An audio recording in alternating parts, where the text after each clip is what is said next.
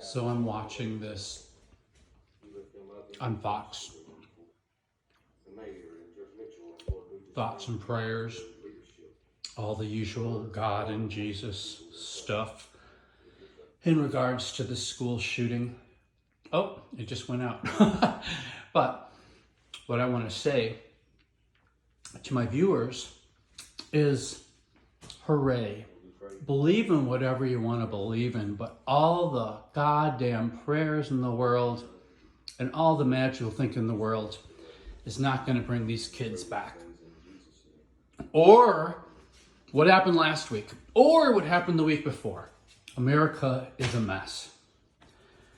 And you know what can fix it? Not Jesus, and not God, and not your focused concerns every time this happens, which is happening every week.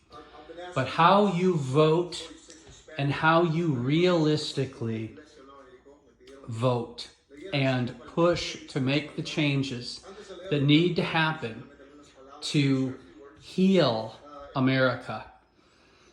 We're talking about access to mental health. We're talking gun laws. We're talking reality. The rest of the world is looking at America like, what the hell? You can't even send your kids to school without getting them shot. You can't go to the movies without getting shot.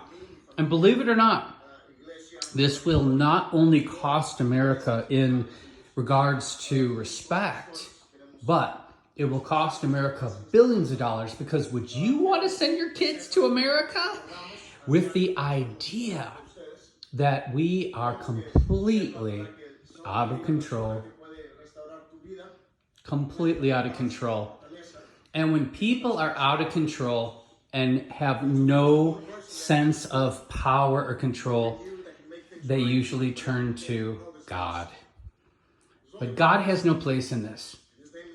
This is a human matter, not a Jesus matter, not a God matter. This is a human matter.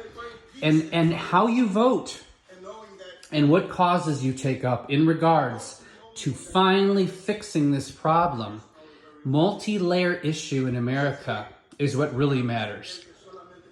All the rest is bullshit, people. It's the same redundancy, and it's happening weekly now. What is it going to take for you to wake up? What is it going to take for you to realize that our current situation is not working? It's not working. People are mad. They're miserable. And they're armed. They're mentally unstable. They're miserable. And they're armed. Can you think of a worse case scenario here? So let me tell you.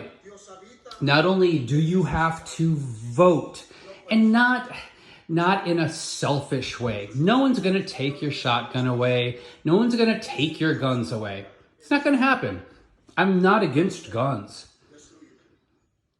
But let's start reaching out to each other instead of ignoring your neighbor, instead of walking away from things that aren't your problem. It's time that we start connecting instead of selfishly disconnecting. This child who was in so much pain, that he had been bullied, that he had been abused, that he had been ignored, and he finally said, I am going to take all this pain that I have sustained my entire 18 years on this planet, and I'm going to show this society what it felt like. I'm going to show them what it's like to be alone. I'm going to show them what it's like to be rejected. I'm going to show them what it's like to be bullied. And that's what we're looking at here. No one was there for that child. No one was there to tell him, I love you. No one was there to tell him that you're enough, that you're okay the way you are. No one was there for him, and he became a monster.